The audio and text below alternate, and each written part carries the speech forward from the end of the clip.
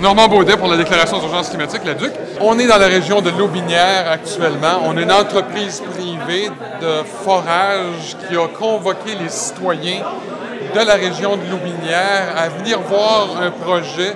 On veut continuer les forages dans la région. Les gens se sont ramassés à venir, à se mobiliser à 2 jours d'avis en plein été et on a confiné les gens à un espace très restreint. On essaye de voir, en fait, l'acceptabilité sociale des nouveaux projets d'exploitation de gaz naturel dans la région. Et les gens, bien entendu, ont passé le message comme quoi toute nouvelle exploitation était totalement inacceptable. Moi, j'ai une question simple. Est-ce que vous allez forer à l'horizontale? Dans la région de Lobinière, dans la MRC de Lobinière. Bien là, sur ce projet-là, il y a une partie verticale, puis il y a 500 mètres dans le réservoir d'horizontale.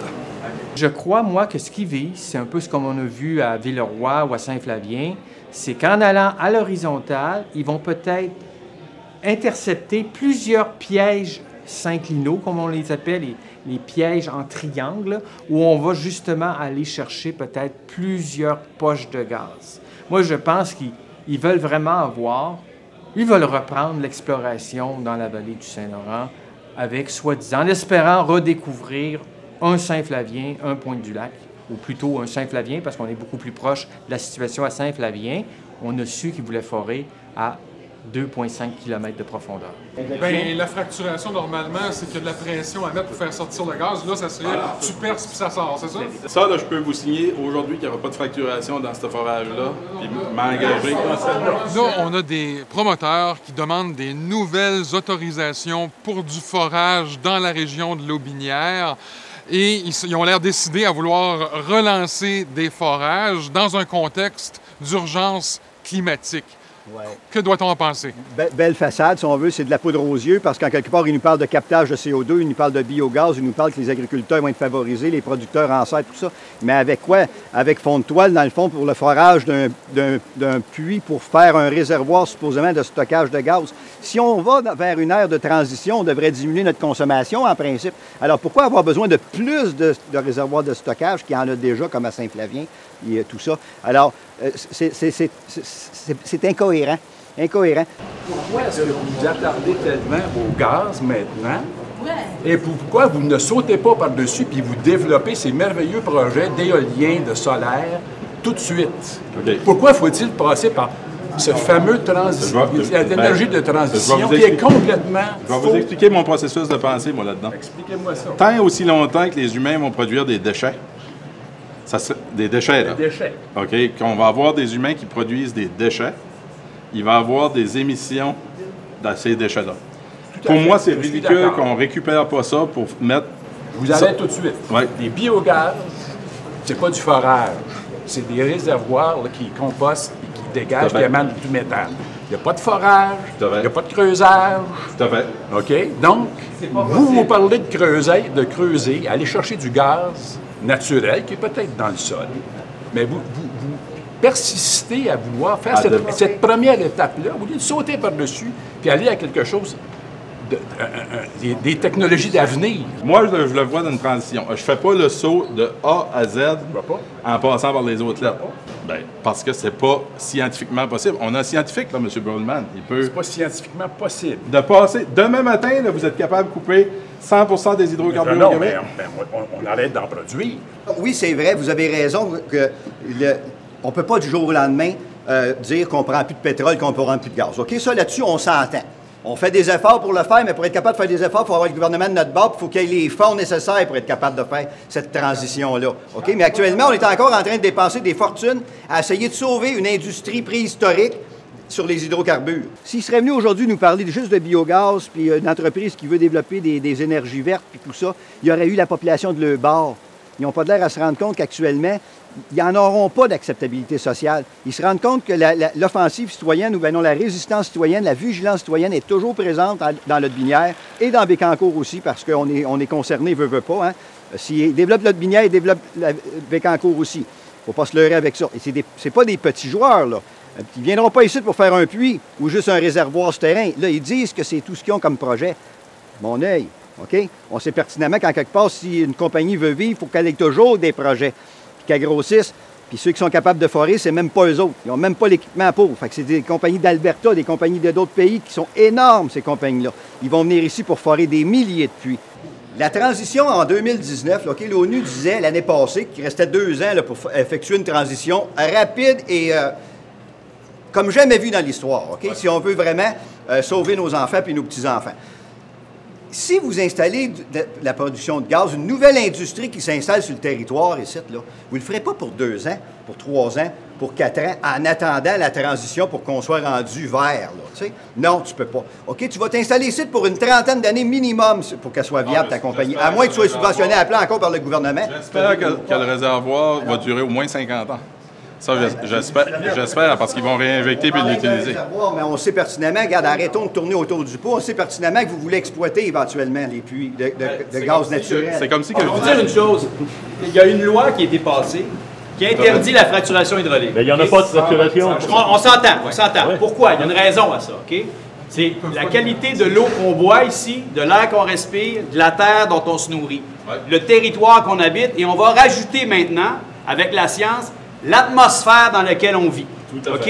Et des projets de forage gazier dans la vallée du Saint-Laurent, fracturation hydraulique ou pas, il n'y en aura pas.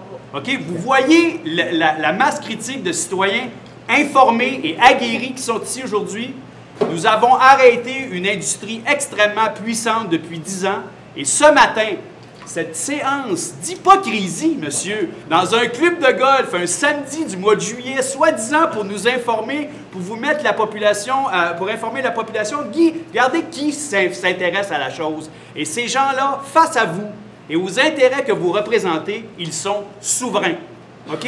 Et c'est triste de voir des gens qui se sont prétendus porter la souveraineté, faire aujourd'hui abdiquer dans un monde où on nous dit qu'on devrait laisser dans le sous-sol 80 à 85% des ressources connues en hydrocarbures. Laissez-moi terminer. OK? La science aujourd'hui nous dit qu'on doit laisser dans le sous-sol, si on veut préserver la suite du monde, on doit laisser dans le sous-sol de 80 à 85% des ressources connues en hydrocarbures, ce qui inclut le gaz.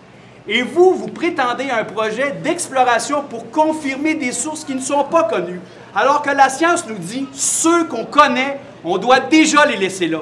Alors, à quoi bon? Vous ne pourrez jamais nous vendre l'intérêt de confirmer de nouvelles ressources, alors que l'effort doit être fait dans le sens de la transition. Alors, ce matin, vous arrivez, vous nous dites, on va récupérer les déchets qui sont des émetteurs de méthane pour pouvoir faire circuler du gaz naturel qui est nécessairement produit. On a un problème d'environnement. On vous applaudit là-dessus.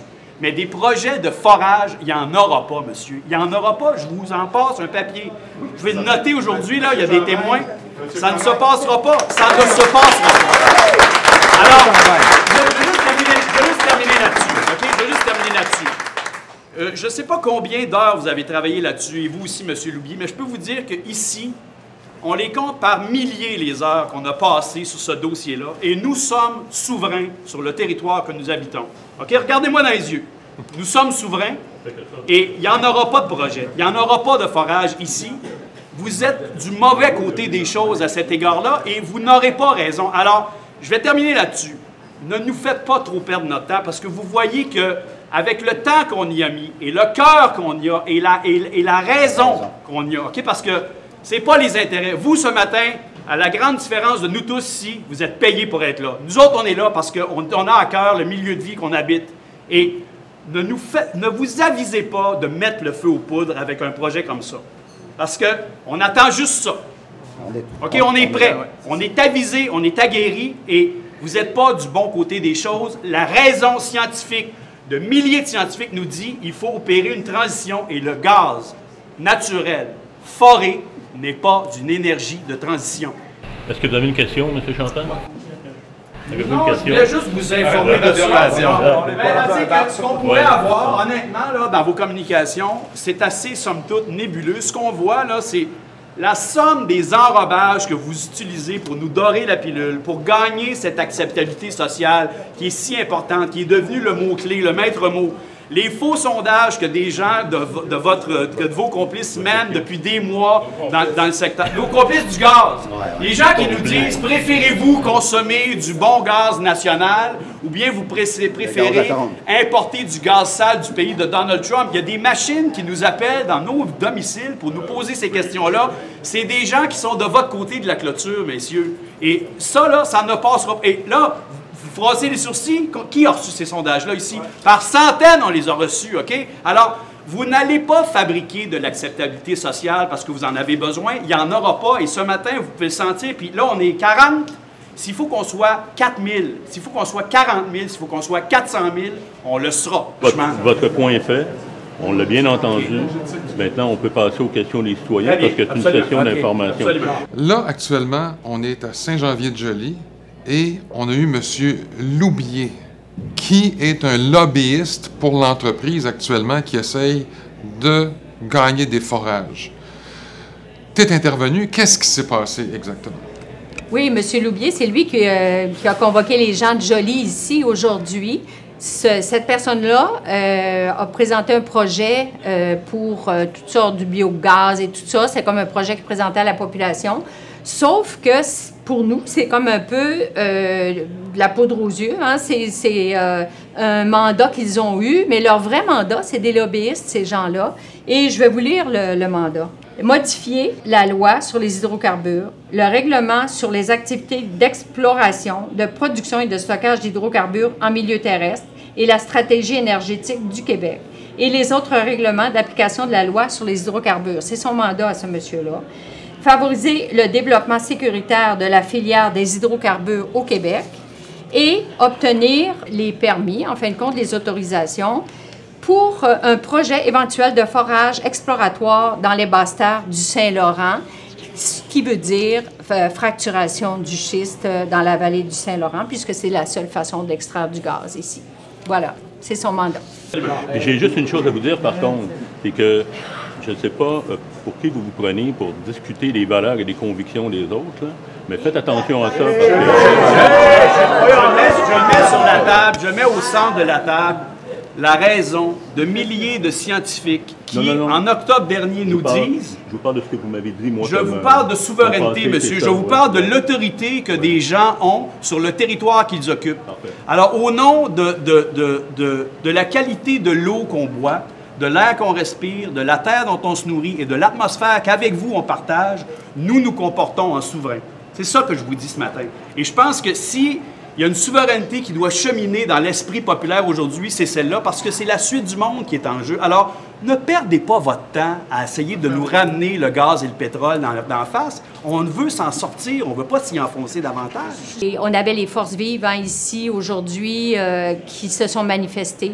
On est conscient maintenant que c'est de diminuer notre consommation de pétrole et de gaz. C'est ça la solution. Donc, on ne veut plus de projets de gaz de schiste, on ne veut plus de projets de développement d'exploitation des hydrocarbures. On veut tout simplement qu'on enlève les claims sur nos terres et qu'on en finisse avec cette histoire-là, puis mettre notre argent, notre énergie sur les vraies choses. En fait, une question qui est du fait que moi, je me présente comme candidat pour le Parti vert dans Lévis-Lotbinière, Luc Saint-Hilaire. Alors, moi, je suis là pour, justement, écouter tout ce que vous dites, écouter toutes les parties, parce que, bon, représentant, c'est... l'idée, c'est ça. Mais la question que j'ai, c'est que devant l'évidence qu'il y a présentement des problèmes avec les énergies fossiles, vous, ce qui vous intéresse fondamentalement, c'est de fournir de l'énergie. La source d'énergie n'est pas importante, c'est l'utilisation qu'on en fait. Pourquoi est-ce que vous ne consacrez pas uniquement vos énergies à développer ce qui est valable au point de vue environnemental, qui sont les énergies de l'avenir, et délaisser totalement les énergies dont on ne veut plus? C'est un problème. Et je le sais que ces énergies-là peuvent créer des emplois, peuvent créer de la richesse économique jusqu'à un certain point, mais il y a d'autres solutions qui sont meilleures. Pourquoi ne pas se concentrer uniquement sur les meilleures solutions et de continuer à vouloir capitaliser sur les énergies qui ne sont plus les bonnes? Pourquoi faire ça?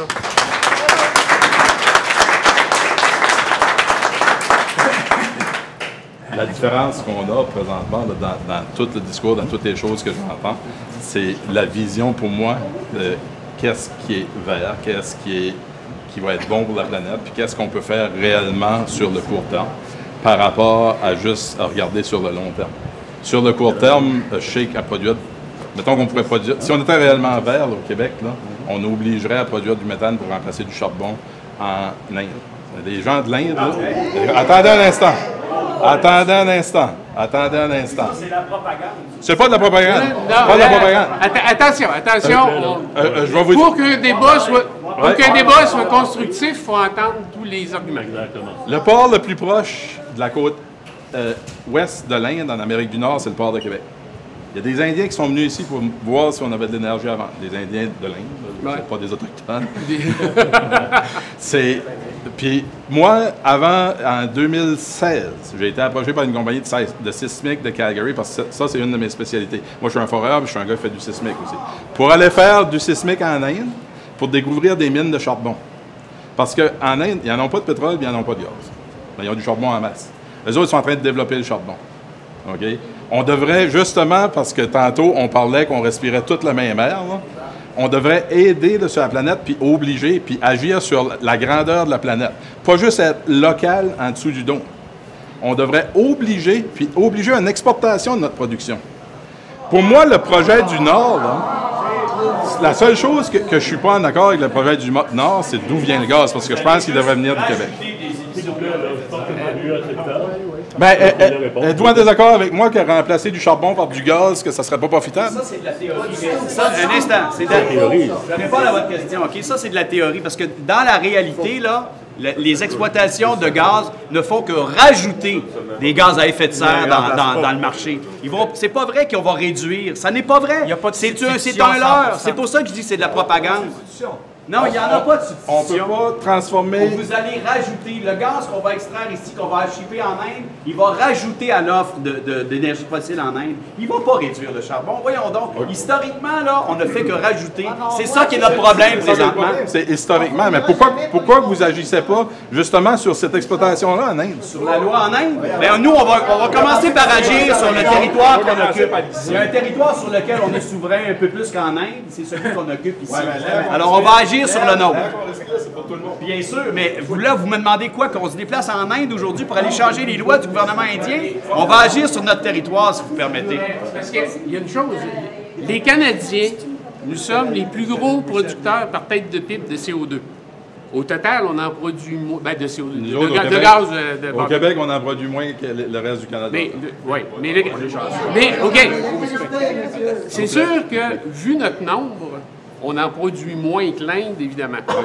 Mais c'est là qu'est l'intérêt, à un moment donné, que le Québec, que le Canada, notre pays sur lequel on a un contrôle, prennent le leadership, premièrement, de nous de mieux agir et de prendre le leadership sur la planète pour aller dire aux autres, regardez, nous, on est capable de passer directement à des énergies qui sont beaucoup plus porteuses pour l'avenir, beaucoup plus intéressantes, et d'inciter les autres à prendre le leadership. Quand le Canada a déjà pris le leadership dans différents dossiers, lorsque on a créé les casques bleus, lorsque Mulroney, un conservateur, s'est tenu debout devant tous les pays du Commonwealth pour lutter contre l'apartheid en Afrique du Sud, le Canada était capable d'être un leader et d'agir sur la scène internationale. Lorsque Stéphane Dion était ministre de l'Environnement, on avait, le Canada, une aura très intéressante. Et maintenant, on est devenu des cancres. On a besoin de redevenir des leaders. Justement, puis là, je vous rejoins là-dessus. Puis tantôt, quand vous me dites que ce n'était pas une énergie de substitution, c'est vrai. La seule affaire, est-ce que l'Inde ou la Chine ou ces pays-là en voie de développement vont diminuer leur demande d'énergie? Non, ils vont aller en augmentant. On ne remplacera pas du charbon. On va remplacer avec notre énergie. On va être capable de boucher un trou qui va être moins polluant. Ça va continuer, mais cette partie-là va être diminuée. Oui, cette partie-là va être diminuée. Les études ont prouvé que le méthane était aussi polluant que le charbon ou le mazout. Là, c'est le fun parce que là, on a un vrai discours. Je trouve ça le fun. Moi, je suis un gars que j'aime les chiffres et puis je pense que ça qui compte. Dans la méthode scientifique, il faut aller avec des faits puis il faut aller avec de manière quantitative. On est complètement en manque de cohérence par rapport à la situation urgence au niveau du climat dans ce type Au niveau de l'urgence climatique, on est complètement aux antipodes. Je crois que là, en état d'urgence climatique, il ne faut pas forer un trou où il serait susceptible de faire émerger, libérer du méthane. Première chose. Donc, on ne fait pas ça. En état d'urgence climatique, si on a une somme d'argent à consacrer, là, il était question de 10 millions de dollars par puits. En tout cas, je ne sais pas quel est qu'est-ce qu'ils pensent aller chercher en subvention ou autre du gouvernement et d'autres holdings. Chose certaine, c'est que cet argent-là devrait être investi à toute autre chose, que ce soit l'efficacité énergétique, que ce soit, je dirais, des choses le plus low-tech possible, déjà en partant. Le réservoir, le maximum, va être... On prévoit que l'espace va être de 10 BCF, mais ça va faire un réservoir maximum de 6, qui doublerait la capacité de storage. Si on pense à Saint-Flavien, puis... Et autre point, en plus, qui est important, c'est qu'ici, si je ne me trompe pas, puis en tout cas, c'est vrai dans pratiquement toute la MRC de Lotbinière, les gens ont des puits d'eau potable résidentiels. Ils n'ont pas d'aqueduc. Donc, si en forant un seul puits, avec les intrants de forage, il y a un risque de contamination des nappes aquifères et qui pourrait faire en sorte qu'un ou plusieurs résidences soient pris à acheter son eau ou à se procurer de l'eau, ce qui serait vraiment le pire des cas, là. Vous avez été faire un inventaire des forages qui ont déjà été faits. Il y en a plusieurs qui ont été faits par plusieurs agences, dont Intragaz qui est à côté, qui est le voisin, qui a des gros réservoirs. Et là, vous êtes dans une hypothèse comme quoi il y aurait un potentiel qui pourrait être avéré dans le secteur et vous demandez de faire beaucoup plus de trous, sachant pas exactement ce que vous allez trouver, et si vous trouvez quelque chose, c'est-à-dire quelque chose qui est exploitable par éventuellement une fracturation, parce que dans le mandat de votre lobbyiste, tout est clair, on l'a lu tantôt, puis c'est ce qui est inscrit dans le registre des lobbyistes. Donc évidemment, s'il y a une émission de contaminants, bien, ça pourrait parcourir évidemment toute la rivière jusqu'à l'embouchure. On parle de Val-Alain, on parle de Saint-Édouard, de Leclerville, jusqu'au fleuve qui pourrait être contaminé par cette exploitation de gaz-là. Il faut voir quel est le produit. Il y a des produits qui sont cancérigènes, il y en a d'autres qui agissent. Mais on ne le sait pas. C'est ça, les intrants de forage, probablement qu'on ne les connaîtra pas parce que le ministère s'en balance en quelque sorte. Ils se sont intéressés aux additifs de fracturation. Il y a eu des études là-dessus lors des BAP, lors des évaluations environnementales stratégiques. Mais pour les intrants de forage, c'est un peu l'angle noir, le côté obscur. Oui, ben c'est pas toxique, mais quand on regarde comme il faut les fiches signalétiques, on s'aperçoit qu'il y a quand même des risques. La première chose que tu lis, c'est déverse pas 1 litre de ce produit-là dans la rivière. C'est vraiment à déconseiller. Donc, on voit que c'est pas non plus... c'est quelque chose qui risque d'endommager l'environnement, donc il ne faudrait pas que ça soit répandu, que ça puisse permettre des contaminations. J'aimerais enchaîner avec ma question, si vous permettez. M. Loubier a demandé à M. Champagne pour qui il se prenait de juger des... C'est parce qu'il m'avait jugé sur mon engagement politique. J'aimerais juste... La question que j'ai un peu en contrepartie de ça, c'est pour qui vous vous prenez pour penser que vous allez nous parler de projets qui n'existent pas, de biogaz, de géothermie, c'est quoi les autres? Captation de CO2. Alors que vous êtes en train d'acheter des compagnies, d'acheter des claims et d'essayer d'influencer le gouvernement du Québec pour qu'il modifie la réglementation, pour que ces claims-là prennent de la valeur, que vous puissiez les revendre et qu'il y ait de la facturation à la grandeur du Québec. Alors, pour qui vous vous prenez pour penser? C'est sûr que vous semez la confusion. Vous êtes bon, mais on est meilleur que vous autres parce qu'on les trouve toujours, vos pièges. Et on les divulgue, puis tout le monde finit par comprendre. Comment vous faites pour questionner le fait qu'à tous les jours, avec mon monde, on travaille là-dessus dans nos bureaux, sur ces projets-là? Mes projets, je ne les mettrai pas at large parce qu'on a une entreprise privée tant aussi longtemps qu'on n'est pas prêt à arriver pour les faire. Mais la géothermie, ça avance très bien. Le biogaz, ça avance très bien. Parce que là, actuellement, ce qu'on demande clairement au niveau de l'entreprise, c'est des nouvelles autorisations de forage.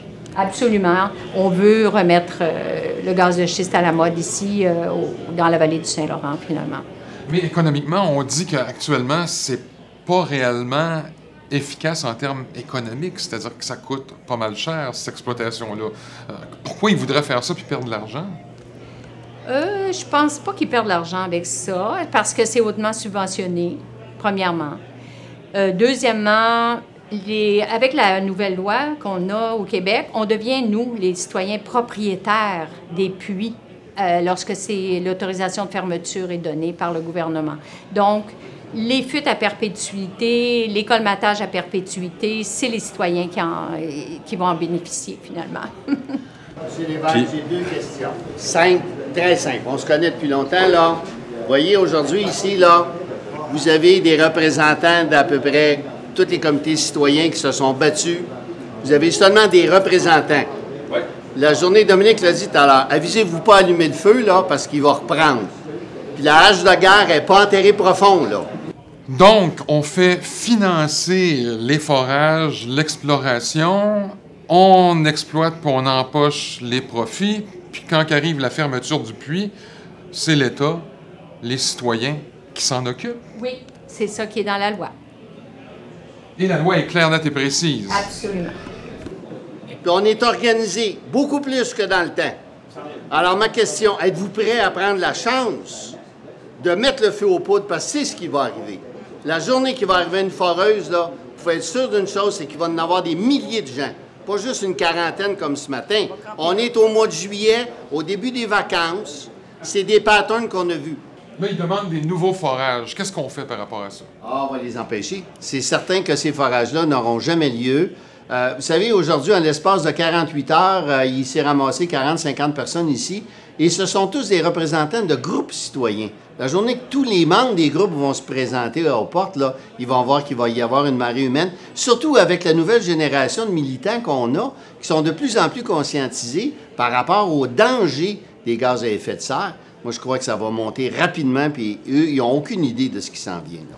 Quand vous parlez de développer de la géothermie, je ne comprends pas. Partout dans la province, sur le territoire, il y a des compagnies de géothermie. Il n'y a jamais de participation, d'opposition comme ça. Pourquoi on est ici ce matin, là? Ah non, là, écoutez. Pardon? Vous parlerez à Marmotte, un des principaux développeurs de géothermie. Ils ont des oppositions encore plus que ce qu'on a ici. Bon, bien, c'est rien comparé à ce que vous allez voir. Donc, ça vaut la peine de lutter. Ah, tout à fait, tout à fait. Les luttes qu'on a gagnées, là, on les a gagnées parce qu'on les a tenues. Puis on les a tenues de façon intelligente, basée sur la science, puis basée aussi sur notre cœur, puis je vous dis que ça fonctionne. La deuxième question, c'est vous dites quoi des milliers de scientifiques qui disent qu'il faut laisser ça dans le sol? Quelle est donc votre supériorité au niveau physique, intellectuel, financier, pour dire, nous autres, on est en haut de ça, puis moral, on est en haut de tout ça, puis on va aller le chercher, puis on va en rajouter. Où est-ce qu'elle est votre légitimité de faire ça? Expliquez-moi, là, pourquoi les 1500 scientifiques qui font partie du GIEC sont en bas de vos préoccupations, vous autres. Expliquez-moi ça. Ouais, je pourrais argumenter avec vous là, quand vous aurez présenté... Non, quand vous aurez présenté mon plan à ces 1500 scientifiques-là, puis qui auront réfuté ce plan-là, c'est tout ce que je vous ai dit depuis le début, sur exploiter le gaz, s'en aller vers une transition 100% biogaz, récupérer ces puits-là pour faire de la géothermie, le développement de serre. Quand ces scientifiques-là nous diront, ces 1500 scientifiques-là nous diront que le plan ne fait pas de bon sens, là, j'argumenterai avec vous. Ils l'ont déjà dit, monsieur. Ils ont dit qu'il fallait laisser ce gaz-là. C'est pas moi qui dis, là. Il faut le laisser là. S'il vous plaît, on va prendre une dernière question, puis on va prendre une petite pause, parce que ça fait plus d'une heure. Ça fait plus d'une heure. Ben, parce que même une conférence de presse ne dure pas aussi longtemps que ça.